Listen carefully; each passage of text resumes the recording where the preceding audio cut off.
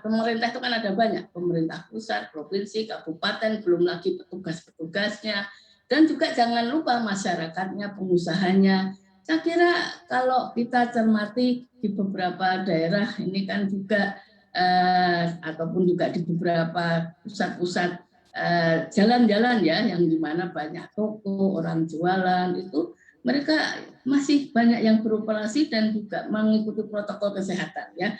Tentu saja kalau saya cermati di beberapa daerah cukup tegas itu ya, kalau pelanggaran mereka yang melanggar kemudian ditutup ataupun dilakukan penalti. Tapi memang kadang-kadang pengusaha dan masyarakat sendiri itu juga kadang-kadang tidak konsisten ya, karena juga saya dengar di Jakarta di beberapa tempat, misalkan teman saya mengatakan di belakang rumahnya itu banyak yang nggak pakai masker, misalkan seperti itu, ataupun juga di perdesaan ya, sehingga kadang-kadang memang masyarakatnya juga, pengusahanya juga tidak taat dengan protokol kesehatan, dan kadang-kadang memang ya ini namanya juga Indonesia luas ya, petugas yang harus menertibkan juga tidak tertib. Nah ini memang tidak mudah, dan oleh karena itulah saya kira kalau kita dengan tetap menerapkan protokol kesehatan,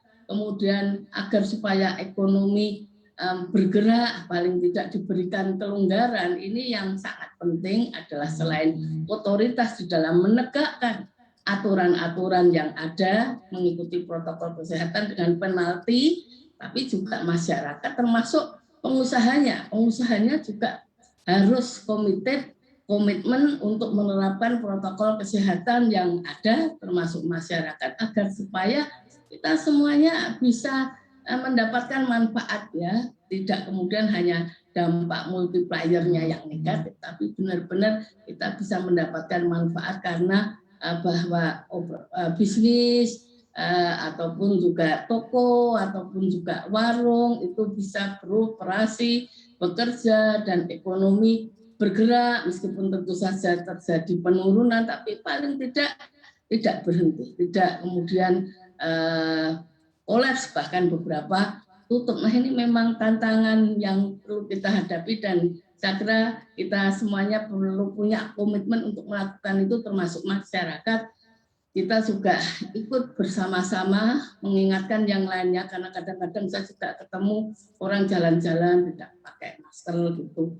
Ya, kita menanyakan maskernya mana, ya, kadang-kadang marah juga, tegur seperti itu ya. Tapi saya kira memang tidak mudah, tapi saya kira kita mulailah pelan-pelan, mudah-mudahan nanti setelah 25 Juli itu pembukaan bertahap bisa dilakukan, tapi kemudian yang sangat penting selain otoritas juga pengusahanya itu harus punya komitmen karena untuk menyelamatkan bisnisnya, sehingga kalau pengusahanya juga tidak punya komitmen untuk menerapkan protokol kesehatan dengan baik, tidak bisa dipercaya. Ya saya yakin banyak yang bisa dipercaya, tapi kan masalahnya kalau ada beberapa tidak bisa dipercaya, kemudian kalau orang Jawa bilang dikebiahu ya, semuanya disamakan ya, kemudian dilarang begitu saja. Sehingga sekarang adalah untuk menjaga kepentingan kita bersama, saya kira terutama juga pengusaha dan masyarakat ya, agar supaya menerapkan protokol kesehatan.